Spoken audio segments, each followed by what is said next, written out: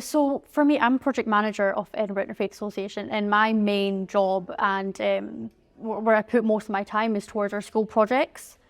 So our school projects can be very time consuming, but what it consists of is we get a bunch of faith speakers and bring them to a school, usually primary schools, secondary schools. We're actually targeting colleges now, which is great.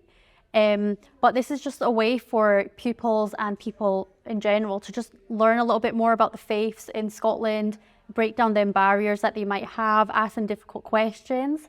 And it's just so fun and interactive for these pupils because they have a chance to speak to actual real life Christians or Muslims or Jews or Hindus, etc. And usually our speakers bring artifacts along with them. So it's just fun for the kids to, play around with some things and stuff like that.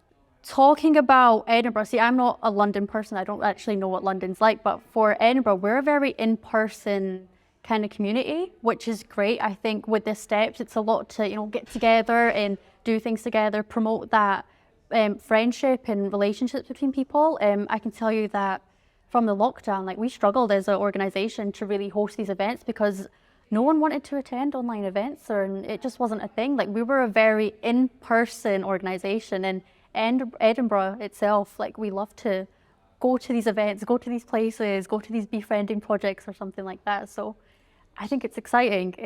There's a lot of potential in Edinburgh when it comes to these steps and potential events and workshops. With our networks and connections, we'll be able to host really cool things in Edinburgh, and I think a lot of people will be quite interested in attending. Saying that as well, we've been trying to target the more younger generation with IFA, so we tend to have an older audience. So I think this is a good way for us to really target that younger audience now and to finally get into that gap, because we've struggled as an organisation to kind of come up with ideas or something to really target and get in there. So I think with these steps and potential workshops and etc., it will be great for us. I mean, I can't tell you one in particular, but I'd say as a young person living in Scotland, inequality and discrimination is still a big thing. Racism is still a big thing, and that's something we always try to target, and breaking down barriers, etc.